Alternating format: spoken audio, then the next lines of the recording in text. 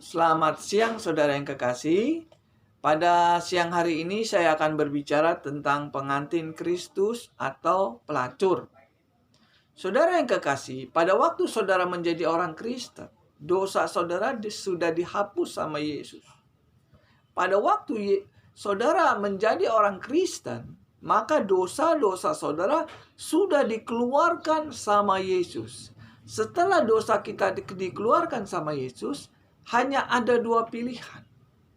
Menjadi pengantin Kristus atau menjadi pelacur. Ini yang saya ingin kupas. Tujuan Tuhan menyelamatkan kita, tujuan Tuhan menyelamatkan, menghapus dosa kita adalah ingin menjadikan saudara menjadi pengantin Kristus. Ini yang harus saudara ketahui. Begini-gini, kita sebagai orang Kristen, kita adalah calon mempelainya Kristus. Ini yang harus saudara ketahui. Kalau saudara tidak mengerti masalah ini, maka saudara tidak ada visi untuk menjadi orang Kristen. Ya, saya ingin katakan sekali lagi, namanya orang Kristen itu dosanya sudah dihapus Yesus di kayu salib.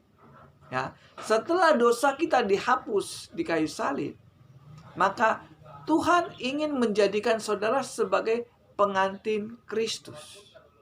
Jadi ada dua kemungkinan yang harus saudara ketahui. Saudara menjadi pengantin Kristus atau menjadi pelacur. Mungkin secara fisik kita tidak jadi pelacur, ya. Tapi secara rohani bisa terjadi kita jadi pelacur. Nah, pada siang hari ini saya ingin mengupas masalah pengantin Kristus dan pelacur. Ini berbicara kepada orang-orang Kristen, ya. Saya ingin kupas dulu tentang pengantin Kristus. Apa betul orang Kristen ini akan dijadikan pengantin Kristus? Kalau saudara baca di dalam Wahyu, saya bacakan Wahyu 19 ayat yang ke-6. Ya. Wahyu 19 ayat yang ke-6 ini adalah seorang pengantin Kristus, ya. Siapa pengantin Kristus itu? Adalah orang-orang Kristen. Jadi orang di luar Kristen tidak menjadi pengantin Kristus. Yang namanya orang Kristen harus memperhatikan di dalam Wahyu 19 ayat yang ke-6. Lalu aku mendengar seperti suara himpunan besar orang banyak, seperti desau air bah dan seperti deru guru yang hebat, katanya, haleluya, karena Tuhan Allah kita yang maha kuasa telah menjadi raja. Marilah kita bersukacita dan bersorak-sorai dan memuliakan Dia. Karena hari perkawinan anak domba telah tiba dan pengantinnya telah siap sedia. Dan kepadanya dikaruniakan supaya memakai kain lenan halus yang berkilau-kilau dan yang putih bersih. Lenan halus itu adalah perbuatan-perbuatan yang benar dari orang-orang kudus. Inilah orang Kristen yang sesungguhnya. Orang Kristen ingin dijadikan Tuhan sebagai mempelai Kristus. Ya, banyak orang Kristen tidak tahu tujuan hidup dia itu apa. Tujuan orang Kristen adalah menjadi pengantin Kristus. Inilah Tuhan menyelamatkan kita. Inilah tujuan Tuhan menghapus dosa kita supaya kita menjadi pengantin Kristus. Ya. Ini adalah fokus sebagai orang Kristen. Kalau saudara nggak mengerti bahwa saudara itu calon pengantin Kristus, maka saudara bisa jatuh dalam dosa. Ya, yang jadi masalah begini saudara yang kekasih. Kalau kita sebagai orang Kristen menjadi pengantin Kristus, siapa yang menikahkan kita dengan Kristus? Ya kan? Saudara kan mau menjadi pengantin Kristus toh. Setelah saudara mati nanti, saudara ingin menjadi pengantin Kristus. Inilah cita-cita semua orang Kristen. Ingin menjadi pengantin Kristus. Yang jadi masalah begini. Siapa yang bisa menikahkan kita menjadi pengantin Kristus? Ya kan? Banyak orang nggak tahu. Ini saya ingin kupas. Di dalam 2 Korintus 11 ayat pertama dan kedua. Inilah orang yang bisa menikahkan kita dengan Kristus. 2 Korintus 11 ayat yang pertama. Alangkah baiknya jika kamu sabar terhadap kebodohanku yang kecil itu. Memang kamu sabar terhadap aku, sebab aku cemburu kepada kamu dengan cemburu ilahi, karena aku telah mempertunangkan kamu kepada suatu laki-laki untuk membawa kamu sebagai perawan suci kepada Kristus. Rasul Paulus menikahkan jemaat Korintus dengan Kristus. Saya ulangin lagi. Ayat yang kedua. 2 Korintus 11 ayat yang kedua. Sebab aku cemburu kepada kamu dengan cemburu ilahi, karena aku telah mempertunangkan kamu kepada suatu laki-laki untuk membawa kamu sebagai perawan suci kepada Kristus. Inilah orang yang bisa menikahkan kita dengan Kristus. Kalau Rasul Paulus bisa menikahkan jemaatnya Korintus dengan Kristus, maka saudara pun bisa menikah dengan Kristus. Apa bedanya?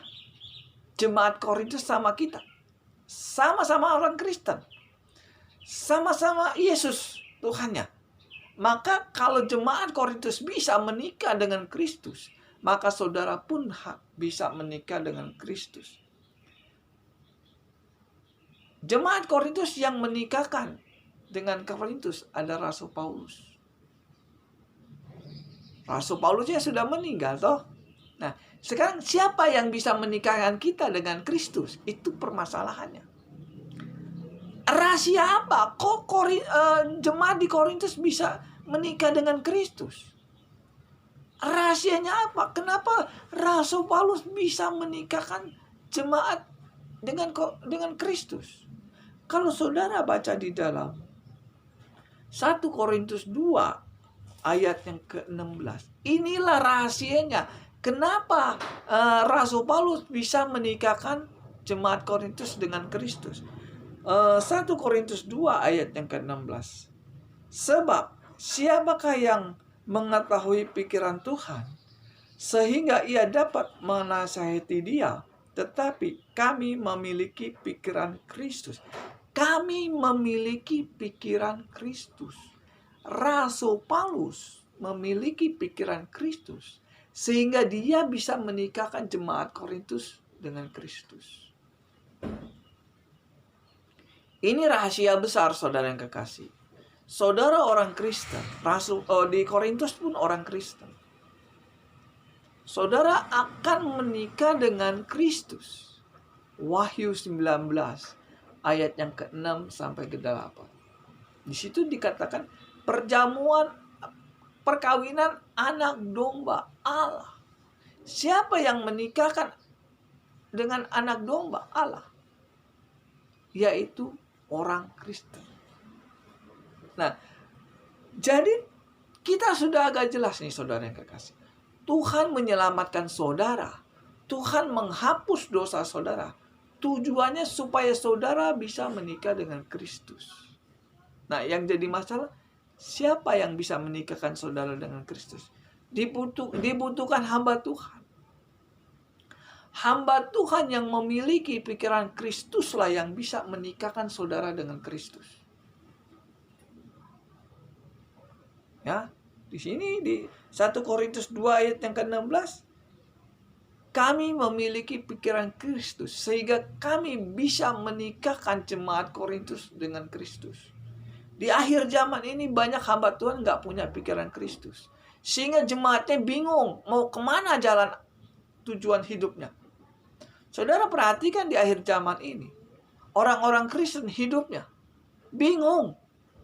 Taunya berdoa, tiap minggu ke gereja, bayar perpuluhan, apalagi melayani Tuhan. Tapi visinya mereka nggak ngerti mau kemana arah tujuannya. Karena apa? Karena hamba Tuhan itu tidak memiliki pikiran Kristus. Kalau hamba Tuhan memiliki pikiran Kristus, dia akan mengarahkan jemaatnya supaya menikah dengan Kristus. Saudara kekasih di dalam Tuhan, pada akhir zaman ini, saya belum pernah mendengar hamba Tuhan atau gembala atau pendeta mengarahkan jemaatnya menikah dengan Kristus. Saya sering nonton video khotbah-khotbah di YouTube, hamba-hamba Tuhan yang besar. Bahkan hamba-hamba Tuhan yang punya karunia, saya tidak pernah mendengar khotbahnya mereka mengarahkan jemaatnya menikah dengan Kristus. Padahal tujuan Tuhan menyelamatkan saudara supaya saudara bisa menikah dengan Kristus. Hamba Tuhan yang berhasil adalah hamba Tuhan yang bisa menikahkan jemaatnya dengan Kristus. Itu adalah hamba Tuhan yang berhasil. Saya ingin katakan sekali lagi, saudara yang kekasih. Bukan hamba Tuhan yang punya karunia yang berhasil. Bukan hamba Tuhan yang pintar berkhotbah yang berhasil. Bukan hamba Tuhan yang punya jemaatnya banyak yang berhasil. Bukan hamba Tuhan yang punya gereja yang besar, yang bagus, yang bisa berhasil. Tapi hamba Tuhan yang berhasil adalah hamba Tuhan yang bisa menikahkan jemaatnya dengan Kristus. Sekalipun saudara jemaatnya cuma 3-4 orang, kalau saudara bisa mengarahkan mereka menikah dengan Kristus, maka di mata Tuhan, saudara adalah hamba Tuhan yang berhasil. Sekalipun saudara punya karunia, sekalipun saudara pengetahuan firman Tuhan yang canggih, pinter, benar, sekalipun saudara jemaatnya banyak, sekalipun saudara gerejanya besar, kalau saudara nggak bisa menikahkan jemaatmu dengan Kristus, maka di mata Tuhan saudara nol besar. Ini contoh Rasul Paulus. Rasul Paulus adalah hamba Tuhan yang berhasil. Kenapa Rasul Paulus hamba Tuhan yang berhasil? Karena dia menikahkan jemaatnya dengan Kristus. Ini peringatan untuk sebagai hamba Tuhan. Peringatan untuk saya juga. Saya sebagai penginjil, prihatin kepada hamba-hamba Tuhan yang tidak bisa mengarahkan jemaatnya menikah dengan Kristus. Mereka merasa kalau pendetanya sudah kaya, udah berhasil. Mereka merasa kalau pendetanya punya karunia, dia udah berhasil. Belum. Hamba Tuhan yang berhasil adalah hamba Tuhan yang bisa menikahkan jemaatnya dengan Kristus.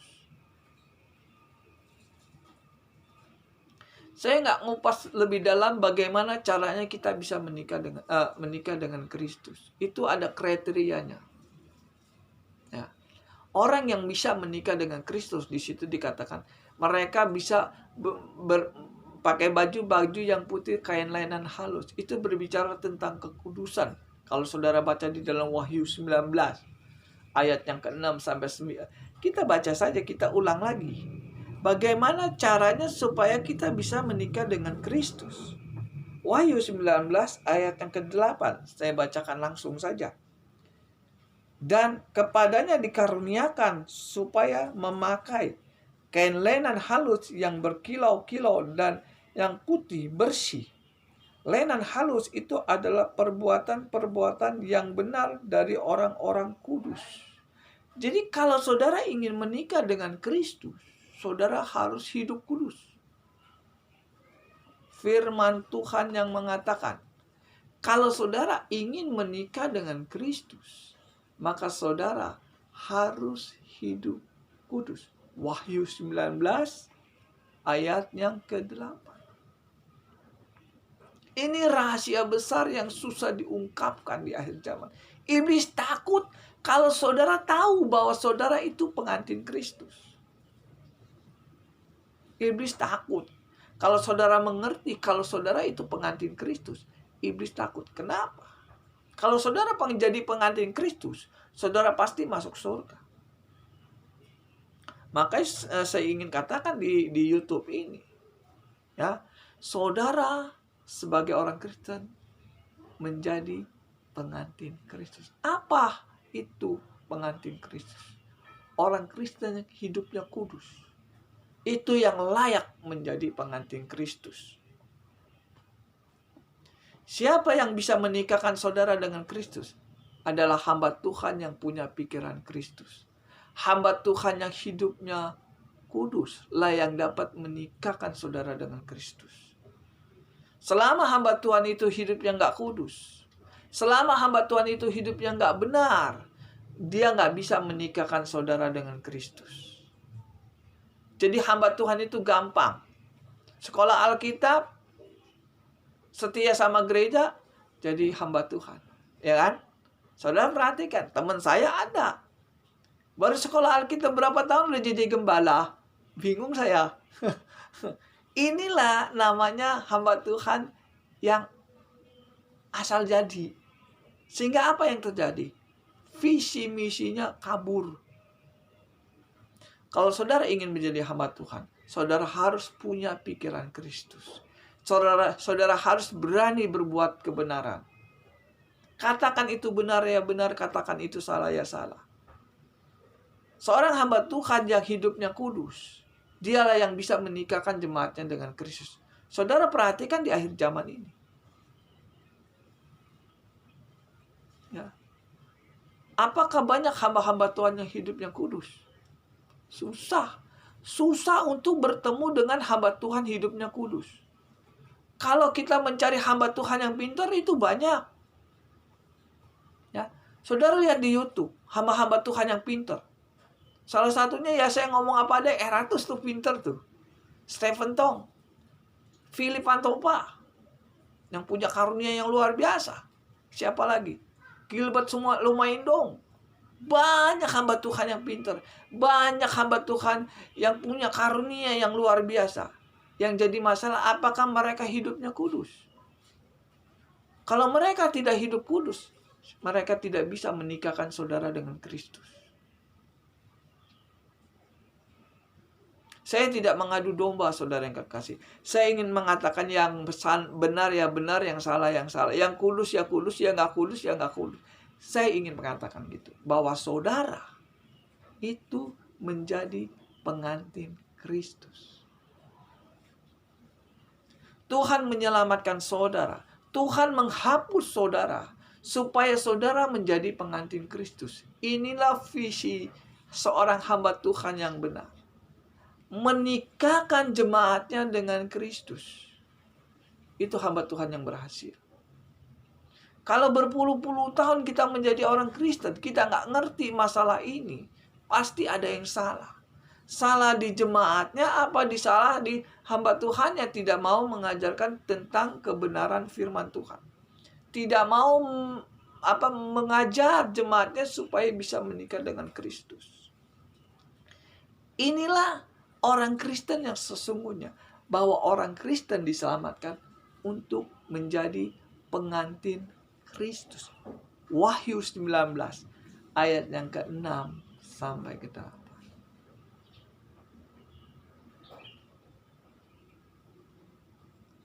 Ya, orang Kristen mau nggak mau, senang nggak senang, harus hidup kudus kalau mau menikah dengan Kristus. Wahyu 19 ayat 6 sampai ke-8.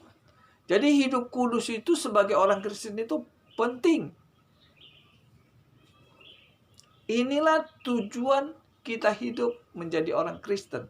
Menjadi pengantin Kristus. Jadi kalau saudara ingin menjadi pengantin Kristus, saudara harus cari hamba Tuhan yang hidupnya kudus. Cari hamba Tuhan yang berani memegang kebenaran. tidak menyerempet-nyerempet dosa, baru saudara bisa menikah dengan Kristus. Cari hamba Tuhan yang pintar itu banyak, saudara yang kekasih. Cari hamba Tuhan yang punya karunia itu banyak. Cari hamba Tuhan yang kaya juga banyak.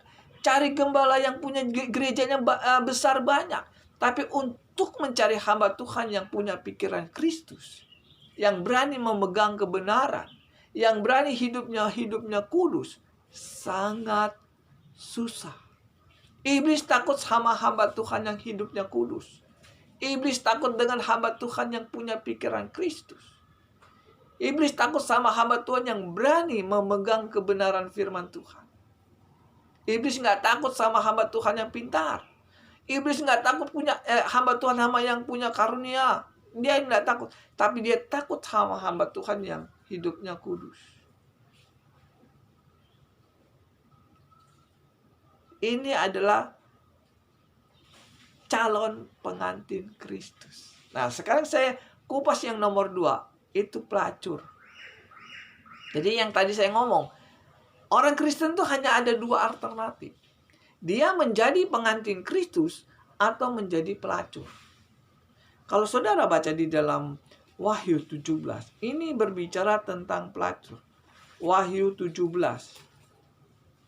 ayat yang pertama. Wahyu 17 ayat pertama itu berbicara tentang pelacur ya. Wahyu 17 ayat pertama. Lalu datanglah seorang dari ke-7 malaikat yang membawa ke-7 cawan itu dan berkata kepadaku, "Mari ke sini, aku akan menunjukkan kepadamu putusan atas pelacur besar yang duduk di tempat yang banyak air. Dan dia, raja-raja di bumi, telah berbuat cabul, dan penghuni-penghuni bumi telah mabuk oleh anggur percabulannya. Dalam roh, aku dibawanya ke padang gurun, dan aku melihat seorang perempuan duduk di atas seekor binatang yang merah ungu, yang penuh tertulis nama-nama hujat. Binatang itu mempunyai 7 kepala dan 10 tanduk. Dan perempuan itu memakai kain ungu dan kain kermisi yang dihiasi dengan emas, permata, dan mutiara. Dan di tangannya ada suatu cawan emas penuh dengan segala kekejian dan kekejian percabulannya. Dan pada dahinya tertulis suatu nama, suatu rahasia Babel besar, ibu dari wanita-wanita pelacur dan dari kejian bumi. Dan aku melihat perempuan itu mabuk oleh darah orang-orang kudus dan darah saksi-saksi Yesus. Dan ketika aku melihatnya, aku sangat heran. Lalu kata malaikat itu kepadaku, "Mengapa engkau heran? Aku akan mengatakan kepadamu rahasia perempuan itu dan rahasia binatang yang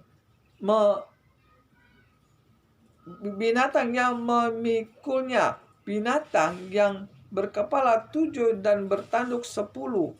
Adapun binatang itu telah kau lihat, itu telah ada, dan namun tidak ada. Ia akan muncul dari jurang maut, dan ia menuju kepada kebinasaan, dan ia menuju kepada kebinasaan. Dan mereka yang diam di bumi, yaitu mereka yang tidak tertulis dalam kitab kehidupan sejak dunia dijadikan, dan seterusnya. Ini gambaran adalah orang Kristen yang memelacurkan diri dengan dosa. Jadi di sini dikatakan ada seorang pelacur yang duduk di atas binatang berkepala 7 dan bertanduk 10. Binatang itu katanya keluar dari jurang maut. Binatang yang keluar dari jurang maut itu adalah iblis. Kalau saudara baca Wahyu 20, di situ dikatakan iblis akan keluar dari jurang maut. Jadi orang Kristen yang masih melakukan dosa, itu di mata Tuhan dia memelacurkan diri bersama iblis. Ngeri ya saudara yang kekasih ya. Tuhan menghapus dosa saudara supaya saudara bisa menikah dengan Kristus. Tetapi banyak orang Kristen tidak tahu. Setelah dosanya dihapus, mereka kembali lagi memelacurkan diri dengan dosa. Ini yang saya ingin katakan. Mungkin secara fisik mereka tidak memelacurkan diri, tetapi secara rohani mereka memelacurkan diri dengan iblis. Orang Kristen yang masih melakukan dosa, itu sama saja dia memelacurkan diri dengan dosa. Ngeri ya saudara yang kekasih. Kalau saudara baca di dalam Wahyu 17 ayat pertama sampai ayat yang ke-8, ini sangat mengerikan. Ini adalah gambaran orang-orang Kristen yang memelacurkan diri dengan dosa. Saya belajar firman Tuhan ini 30 tahun. Saya belajar firman Tuhan ini dari Kejadian sampai Wahyu. Tidak ada satupun kata Tuhan mengatakan berbuat dosalah. Tidak ada. Saya belajar firman Tuhan ini dari Kejadian sampai Wahyu. Tidak ada satu kata pun yang Tuhan menganjurkan suruh hidup berbuat dosa. Tidak ada. Tidak ada di dalam firman Tuhan ini dari Kejadian sampai Wahyu. Tuhan mengatakan berbuat dosa nggak apa-apa. Nggak ada. Dari Kejadian sampai Wahyu, Tuhan mengajarkan hiduplah dengan kudus. Takutlah dengan Tuhan. Kalau saudara baca di pengkhotbah, itu dikatakan takut dan gemetarlah dengan Tuhan. Jadi hamba Tuhan ada hamba Tuhan kan yang mengatakan kita kan manusia nggak sempurna. Tidak ada manusia yang tidak berdosa. Jadi kalau kita masih berbuat dosa, ya wajar. Kalau ada hamba Tuhan yang mengatakan begitu, maka hamba Tuhan itu tidak lebih dengan memelacurkan diri dengan dosa. Saya ingin katakan apa adanya saudara yang kekasih. Di akhir zaman ini, banyak hamba Tuhan yang memelacurkan diri dengan dosa. Sehingga khotbah yang dikhotbahkan itu tidak sesuai dengan firman Tuhan. Firman Tuhan dari Kejadian sampai Wahyu mengatakan jangan berbuat dosa. Tetapi ada hamba Tuhan yang memelacurkan diri. Mengajar jemaatnya. Gak apa-apa berbuat dosa. Kita kan manusia. Gak ada yang sempurna. Nah, kalau saudara mengikuti apa kata yang dikatakan hamba Tuhan ini, maka saudara tidak akan bisa menikah dengan Kristus. Sekali jadi orang Kristen, sekali meninggalkan dosa. Pada waktu saudara menjadi orang Kristen, saudara harus berani meninggalkan dosa. Kalau saudara tidak berani meninggalkan dosa, orang Kristen yang tidak berani meninggalkan dosa, maka orang Kristen itu nggak bedanya dengan seorang pelacur. Ini yang saya ingin katakan kepada saudara sebagai orang Kristen. Saudara Kristen, saya Kristen. Saudara calon pengantin Kristus, saya pun jadi calon pengantin Kristus. Saya sebagai hamba Tuhan ingin mengatakan kepada saudara, di akhir zaman ini, banyak pelacur-pelacur rohani yang memelacurkan orang-orang Kristen. Saya ingin katakan sekali lagi. Di akhir zaman ini banyak pelacur-pelacur. Sadar nggak? Mungkin secara fisik kita nggak jadi pelacur. Tetapi secara rohani kita memelacurkan diri dengan iblis. Wahyu 17 ayat yang ke-1 sampai ke-8. Seorang pelacur itu haus akan darah orang-orang kudus. Saudara baca aja di dalam Wahyu tadi, Wahyu 17. Apa benar perkataan saya, seorang pelacur, hamba Tuhan yang memelacurkan diri, itu haus dengan darah orang-orang Kristen. Ya, ayat yang ke Wahyu 17 ayat yang ke-5, ya. Saya ingin katakan kepada saudara, hamba-hamba Tuhan yang memelacurkan diri, mereka haus akan darah orang-orang kudus. Orang kudus kan orang Kristen toh. Jadi Wahyu 17 ayat yang ke-5. Dan pada dahinya tertulis suatu nama, suatu rahasia, Babel besar, ibu dari wanita-wanita pelacur, dan dari kekejaman bumi. Dan aku melihat perempuan-perempuan itu mabuk oleh darah orang-orang kudus dan darah saksi-saksi Yesus. Ini adalah gambaran hamba Tuhan yang berbuat dosa. Kalau dia berkhotbah di mimbar, dia membinasakan orang-orang Kristen. Matius 24 ayat 15. Apabila pembinasa sudah berdiri di tempat kudus, maka pembaca harus memperhatikannya.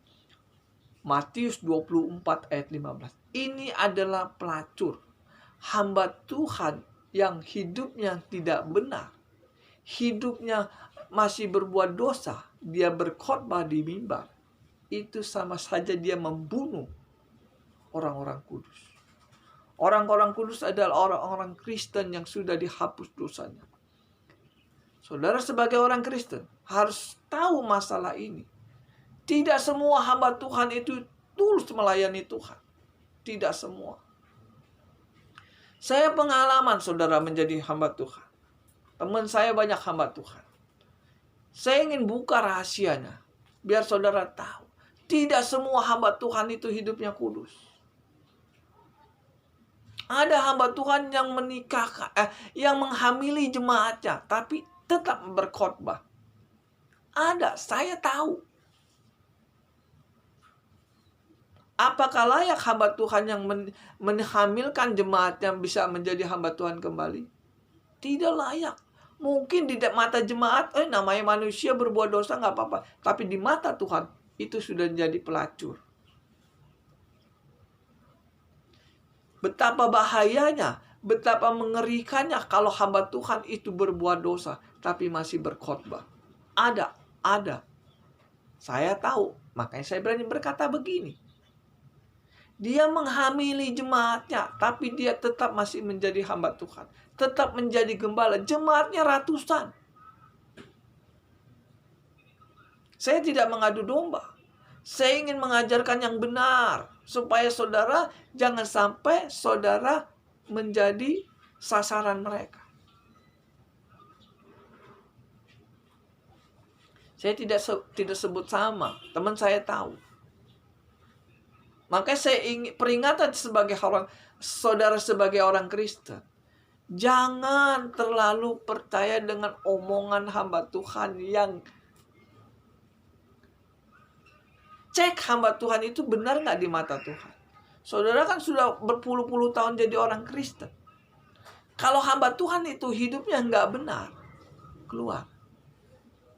Itu sangat berbahaya atas rohani saudara. Jadi wajar kalau saudara tidak mengerti tujuan saudara hidup itu ingin menjadi pengantin Kristus. Wajar saudara nggak tahu. Kenapa? Karena saudara dipimpin sama wanita-wanita pelacur ini. Saya ingin katakan sekali lagi kepada saudara. Apabila saudara tidak mengerti masalah ini, maka saudara menjadi orang Kristen yang bingung. Mau apa setelah saya menjadi orang Kristen? Jadi saya ingin katakan sekali lagi. Menjadi orang Kristen itu hanya ada pilihan. Menjadi pengantin Kristus atau menjadi pelacur. Secara fisik mungkin saudara nggak menjadi pelacur. Tetapi secara rohani saudara bisa menjadi pelacur. Pelacur itu apa saudara yang kekasih? Ke gereja jojong, berdoa jojong, baca Alkitab jojong, melayani Tuhan jojong, tapi berbuat dosa pun jojong. Itu namanya pelacur. Saya ngomong apa adanya, supaya saudara tahu bahwa firman Tuhan tidak pernah salah. Firman Tuhan mengatakan, ada pelacur besar yang haus akan darah orang-orang kudus. Ini yang harus saudara ketahui. Pelacur adalah hamba-hamba Tuhan yang hidupnya tidak benar, tapi dia berkhotbah. Hamba Tuhan yang masih berbuat dosa, itu di mata Tuhan sebagai pelacur. Haus akan jiwa-jiwa orang Kristen. Saya ingin katakan lagi kepada saudara yang kekasih, saya berkhotbah ini ada risikonya. Ada risikonya. Hamba Tuhan yang sering melakukan dosa pasti nggak senang sama saya. Kenapa? Ya karena rahasianya kebongkar.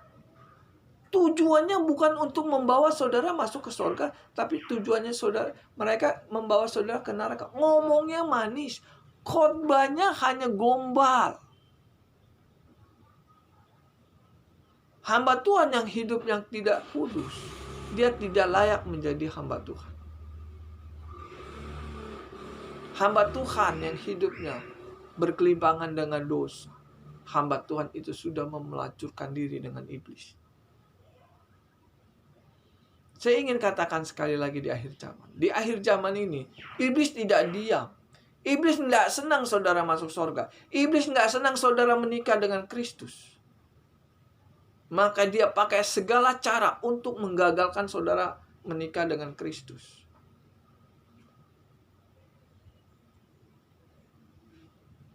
Saya ingin katakan sekali lagi, bahwa saudara sebenarnya menjadi pengantin Kristus. Kalau selama ini saudara tidak tahu tujuan hidup saudara sebagai orang Kristen, maka saudara harus introspeksi. Saya ini kira-kira benar nggak gereja yang saya datangi ini benar nggak? Apa jangan-jangan saya ini ke gereja hamba Tuhannya nggak benar? Kalau hamba Tuhannya nggak benar, saudara pergi ke gereja itu, gimana saudara bisa menikah dengan Kristus? 2 Timotius 2 ayat 19 di situ dikatakan apa? Barang siapa yang menyebut nama Tuhan, hendaklah meninggalkan kejahatan. Namanya orang Kristen pasti menyebut nama Tuhan Yesus. Doa pagi sebut nama Yesus. Ya kan? Kebaktian tiap hari Minggu sebut nama Yesus. Kalau doain orang sakit dalam nama Yesus sembuh. Ya kan? Semua pakai nama Yesus. Tetapi kalau dia masih melakukan dosa, maka dia termasuk pelacur rohani.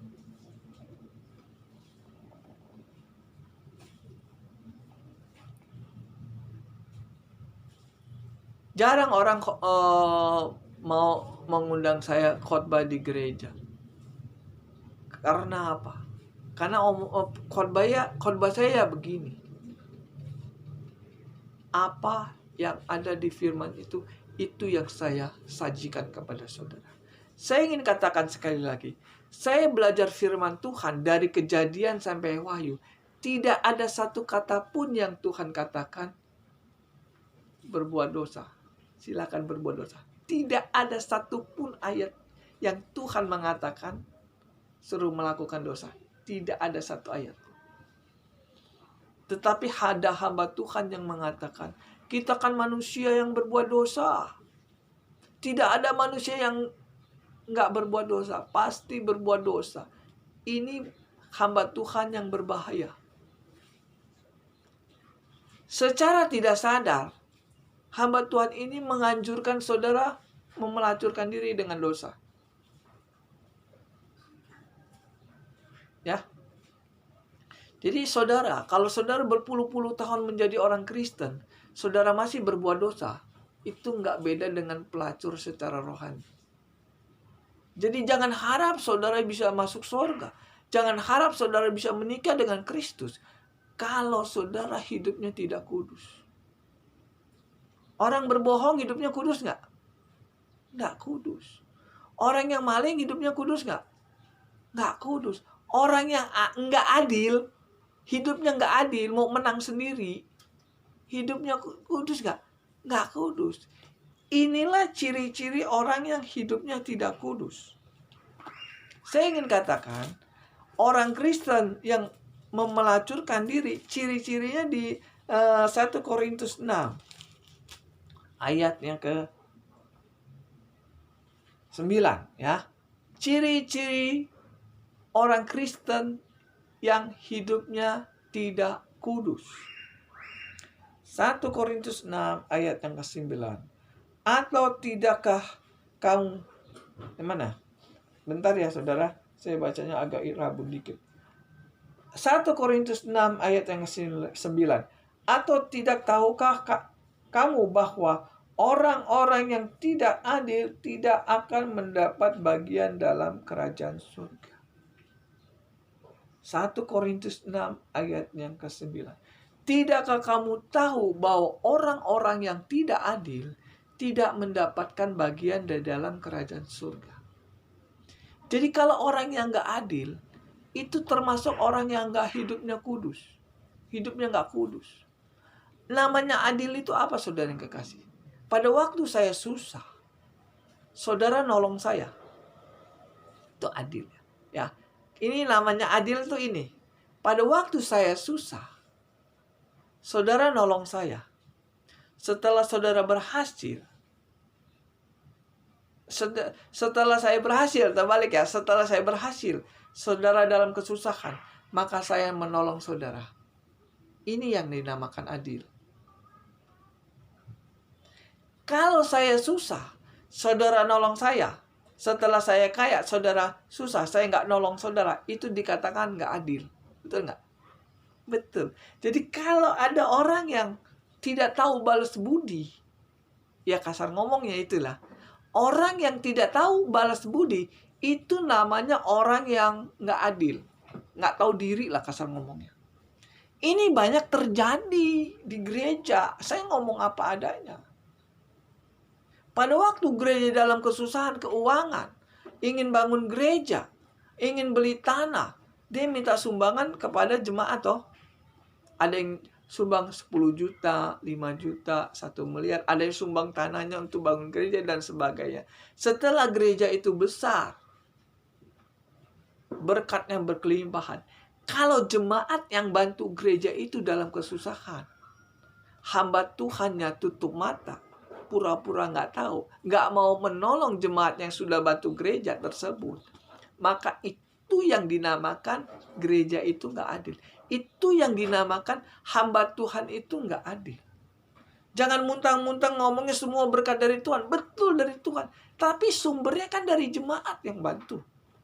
Kalau jemaat waktu susah, waktu jemaat kaya, dia bantu gereja. Beli tanah, bangun gereja, dan sebagainya. Setelah jemaat itu dalam jatuh kemiskinan, pendetanya nggak mau membantunya. Tutup mata. Itu namanya pendetanya nggak adil. Jadi wajar kata Tuhan mengatakan, banyak hamba-hamba Tuhan yang nggak masuk surga karena lupa jasa jemaatnya bangun gereja. Saya ngalami. Waktu saya ada duit, saya bantu itu gereja. Tenaga, pikiran, air mata, semua. Pada waktu saya dalam kesusahan, gereja tutup mata, bahkan pendang saya. Apakah di situ ada kasih? Boro-boro kasih. Adil aja nggak ada. Firman Tuhan mengatakan 1 Korintus 6 ayat yang ke-9. Atau tidak tahukah kamu bahwa orang-orang yang tidak adil tidak akan mendapat bagian dalam kerajaan surga? Jadi wajar kalau Tuhan marah hamba-hamba Tuhan yang nggak tahu diri.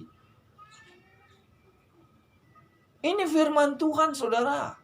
Bukan perkataan saya. Perkataan firman Tuhan itu benar. Amin. Saya ulangi lagi, 1 Korintus 6 ayat yang ke-9. Atau tidak tahukah kamu bahwa orang-orang yang tidak adil tidak akan mendapat bagian kerajaan surga? Hamba Tuhan kan orang. Ya kan? Walaupun dia hamba Tuhan, kalau dia tidak adil sama jemaatnya, maka dia tidak mendapat bagian dalam kerajaan surga. Jangan muntang-muntang sebut nama Tuhan, dia tetap masuk surga. Nah, 2 Timotius 2 ayat 19, barang siapa yang menyebut nama Tuhan, hendaklah meninggalkan kejahatan. Kalau nggak adil itu jahat loh, saudara yang kekasih. Betul nggak? Nah, ayat yang keberapa nih? 1 Korintus 6 ayat yang ke-9. Atau tidak tahukah kamu bahwa orang-orang yang tidak adil tidak akan mendapat bagian dalam kerajaan surga? Jangan sesat. Jadi orang yang nggak adil itu sesat, saudara yang kekasih. Hamba Tuhan yang tidak mengerti keadaan jemaatnya, waktu jemaat yang kaya, dia bantu gereja. Waktu jemaatnya dalam kesusahan, gereja nggak mau bantu jemaat yang susah itu, maka gereja itu termasuk sesat tuh. Janganlah sesat. Kenapa ada kata sesat? Karena ada yang nggak adil. Jangan sesat. Orang-orang berzina, banci, orang pemburit, pencuri, orang-orang kikir, pemabuk, pemfitnah, dan penipu tidak akan mendapat bagian dalam kerajaan surga. Inilah orang-orang Kristen yang memelacurkan diri dengan dosa. Jadi nggak heran, saudara yang kekasih, nanti di akhir zaman banyak orang-orang Kristen gagal masuk surga karena nggak ngerti tujuan hidup mereka. Benar, dosa mereka benar sudah dihapus sama Tuhan. Tetapi jalan hidupnya itu kembali lagi dengan dosa. 2 Petrus 2 ayat 15. Karena mereka meninggalkan jalan kebenaran, tersesatlah dia.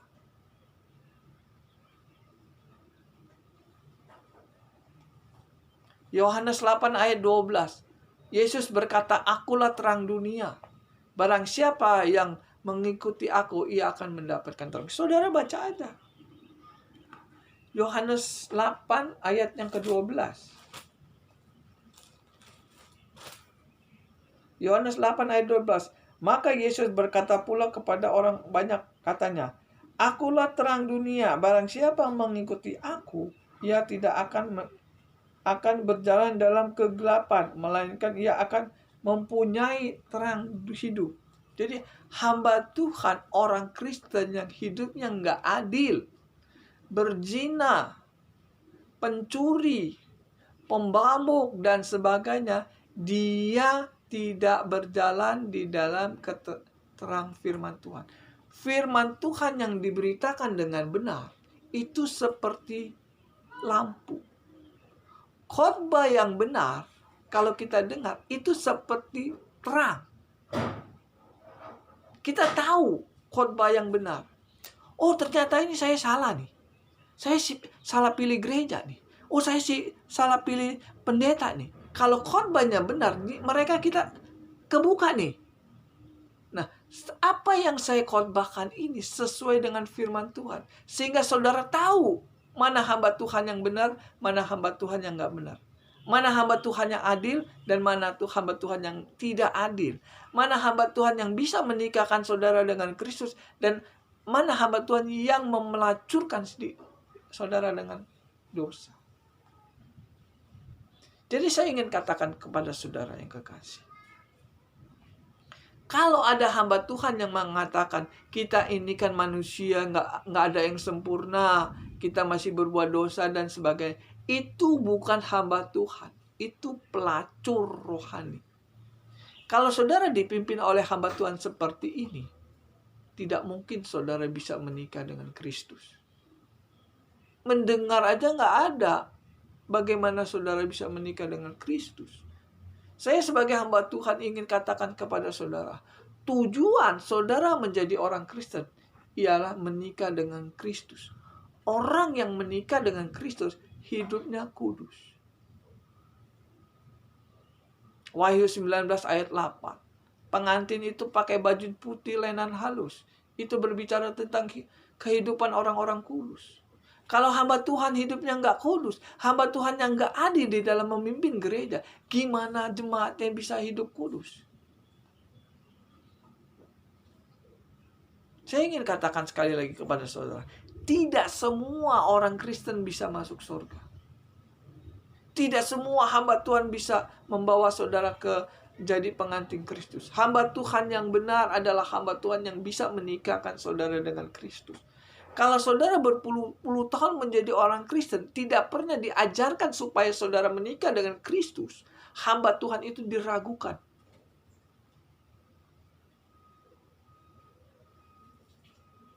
Saya tidak cari nama, saudara yang kekasih.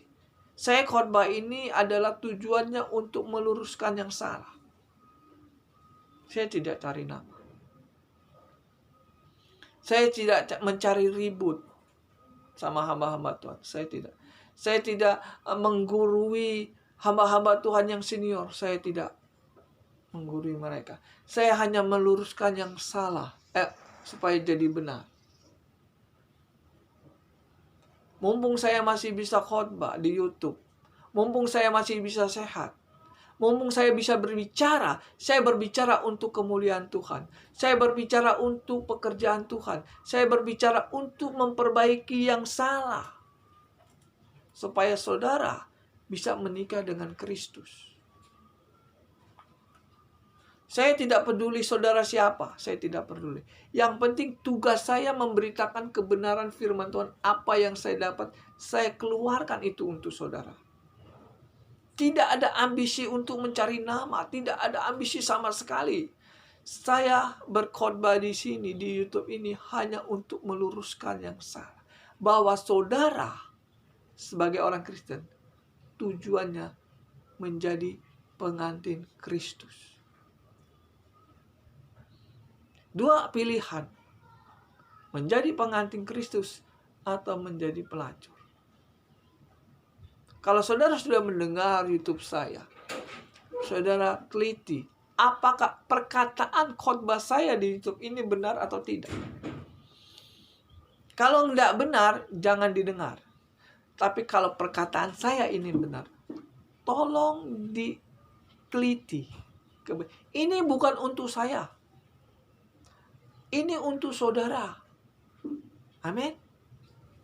Kalau saudara menjadi pengantin Kristus, atau saudara mati masuk surga, saya nggak ada untung. Yang untung saudara. Kalau saudara nggak masuk surga, masuk neraka, saya nggak rugi.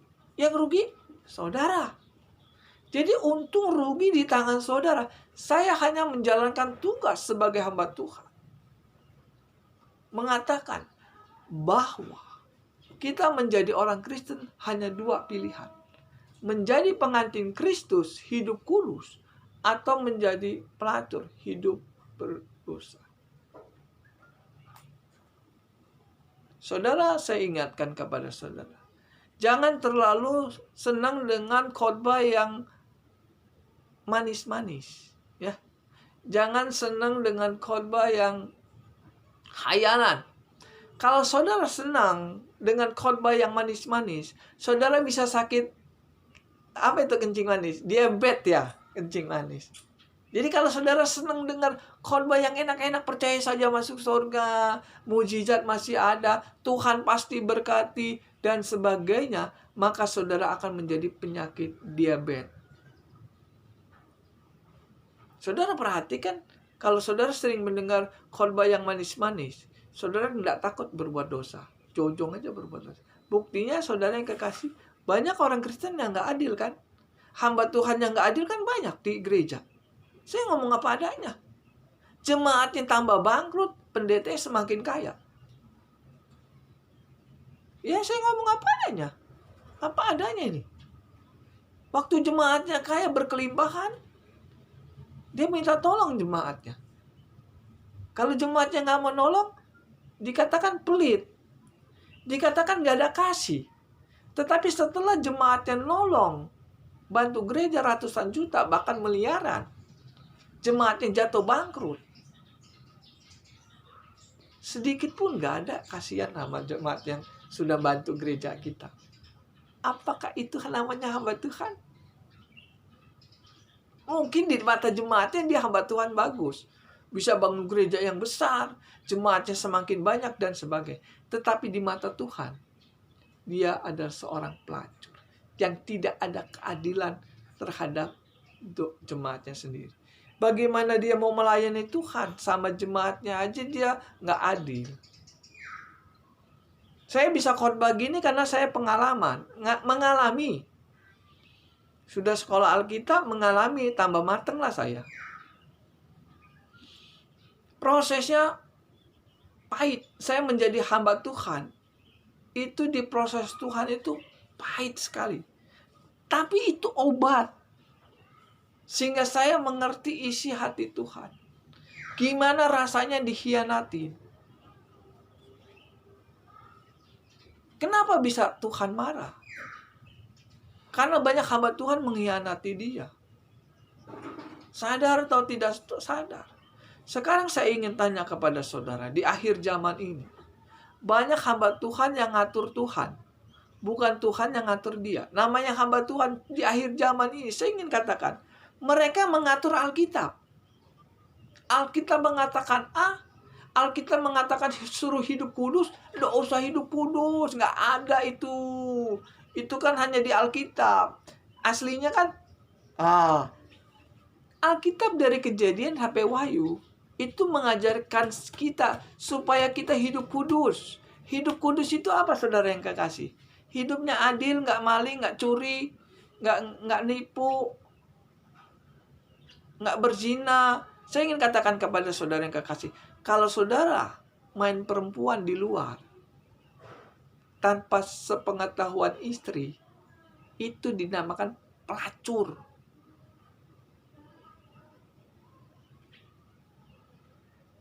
Ya, firman Tuhan itu nggak main-main, saudara. Firman Tuhan itu adalah menuntun kita supaya kita menikah dengan Kristus.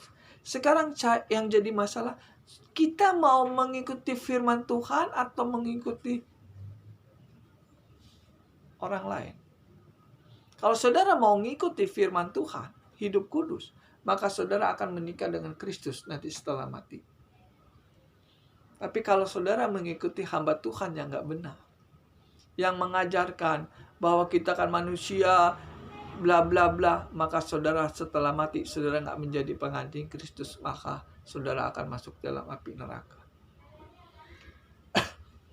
Matius 23 ayat 13 sampai 16 di situ dikatakan, Matius 23 ayat 13 sampai 16. Celakalah kamu ahli-ahli Taurat dan Farisi, kamu menutup pintu-pintu surga, kamu menghalangi orang masuk surga, kamu sendiri nggak masuk, kamu berkhotbah kemana-mana, kalau engkau menaiki gunung, menjelajahi daratan untuk menobatkan orang, tetapi setelah mereka bertobat, engkau jadikan mereka tinggal di api neraka. Sudah jelas saudara yang kekasih. Jadi hamba Tuhan itu ada dua. Hamba Tuhan yang bisa menikahkan saudara dengan Kristus, dan hamba Tuhan yang menjadikan saudara menjadi pelacur. Wahyu 17 ayat yang 1 sampai ke 8. Di situ adalah hamba Tuhan yang mau melacurkan diri dengan iblis. Kalau saudara ngikut hamba Tuhan seperti ini, maka saudara akan menjadi pelacur juga. Saya ingin katakan sekali lagi, saya berkhotbah di sini bukan untuk cari nama. Saya hanya meluruskan yang salah. Sebenarnya saya tidak mau berkhotbah di YouTube ini, tidak mau. Karena saya sudah terlalu banyak melihat hamba-hamba Tuhan yang hidupnya nggak benar. Maka saya mengatakan seperti ini.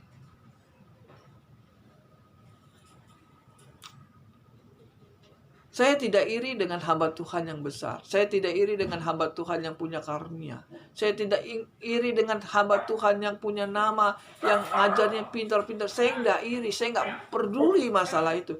Yang saya pedulikan, apakah saudara bisa menikah dengan Kristus? Itu yang saya peduli. Hamba Tuhan yang berhasil adalah hamba Tuhan yang bisa menikahkan saudara dengan Kristus. Hamba Tuhan yang nggak berhasil adalah hamba Tuhan yang tukang maling, tukang tipu, nggak adil, mempermainkan kebaikan orang untuk mencari keuntungan, memanfaatkan orang kebaikan untuk mencari kekayaan. Tidak ada visi untuk menikahkan jemaatnya dengan Kristus. Kalau hamba Tuhan itu hidupnya nggak benar, gimana dia bisa menikahkan jemaatnya dengan Kristus? Sampai mati pun saudara tidak akan menikah dengan Kristus kalau saudara punya hamba Tuhan seperti ini. Saya ingin katakan sekali lagi kepada saudara yang kekasih. Kita ini prajurit Tuhan. Kita prajurit perang untuk melawan iblis. 1 Petrus 5 ayat 8. Iblis adalah musuh orang Kristen. Kalau saudara nggak ngerti ini, maka saudara susah untuk masuk ke dalam kerajaan surga. Saya tidak nakut-nakuti saudara. Saya tidak nakut-nakuti saudara. Saya memberitakan apa adanya. Kalau saudara menjadi orang Kristen masih melakukan dosa, maka saudara termasuk memelacurkan diri dengan dosa. Kalau ingin jadi orang Kristen itu jangan tanggung-tanggung. Jadilah orang Kristen yang benar. Hasilnya menikah dengan Kristus.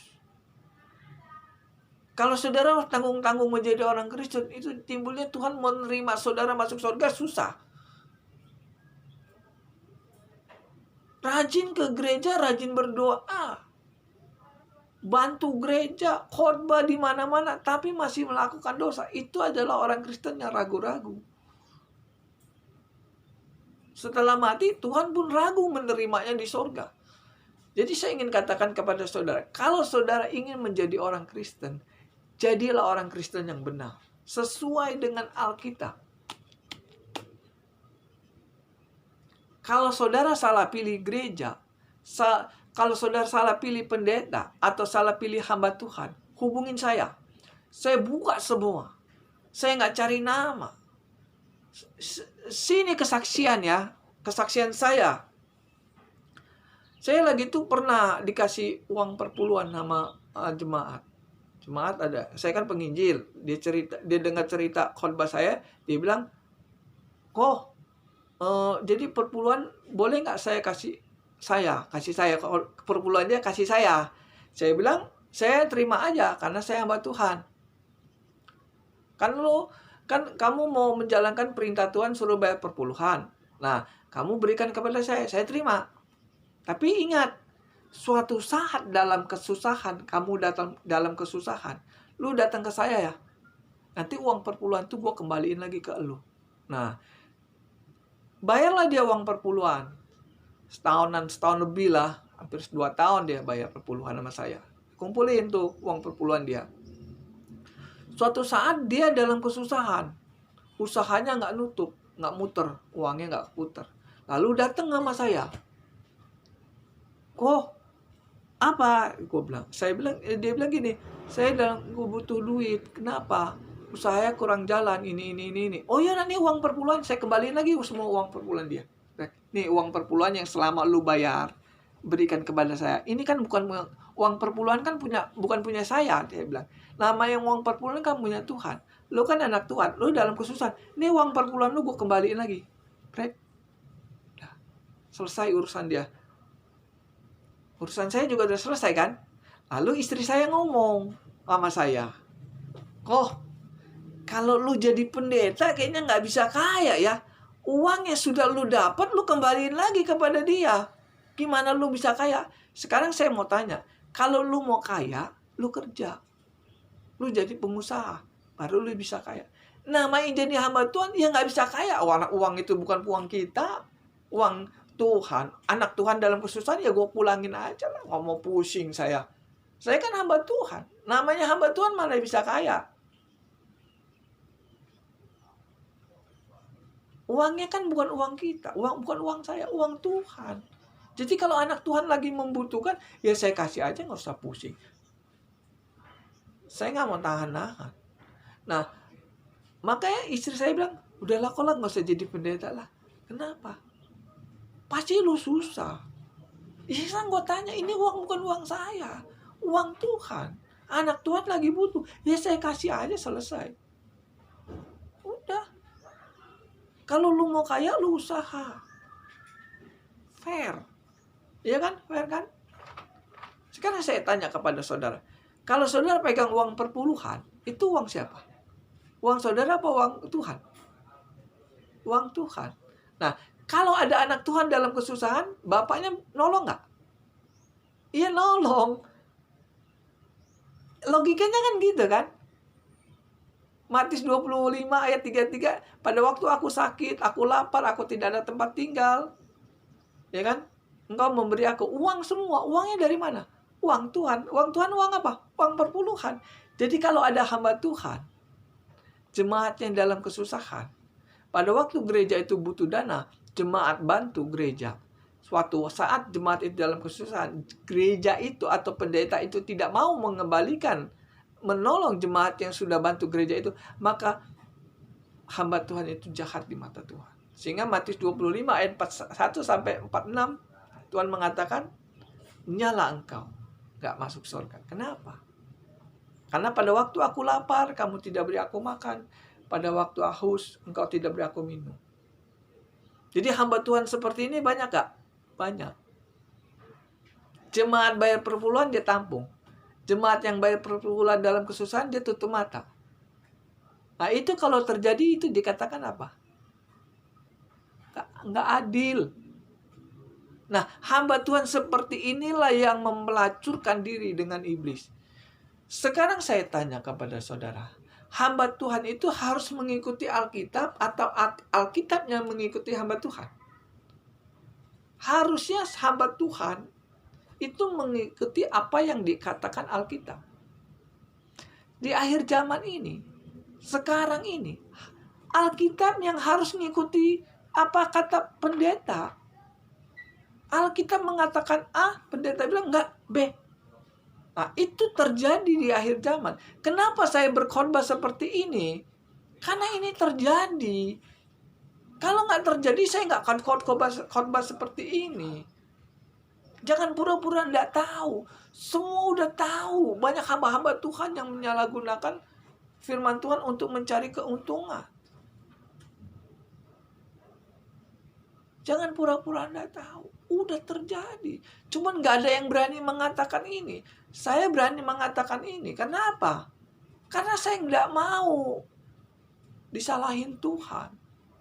Fit, kalau lu sudah tahu itu nggak benar, katakan saja. Kalau mereka nggak senang, urusan dia sama Tuhan. Urusan saya sama Tuhan udah selesai. Itu aja. Simple saya hidup itu. Saya nggak takut hidup susah. Karena saya sudah ada surga. Saya nggak takut hidup susah. Saya sudah punya istri yang baik, mendampingi saya dalam kesusahan. Itu sudah berkat yang luar biasa.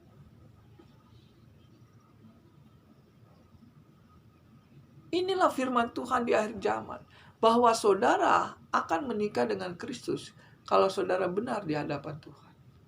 Saudara tidak akan menjadi pelacur kalau saudara tidak benar di mata Tuhan. Itu aja.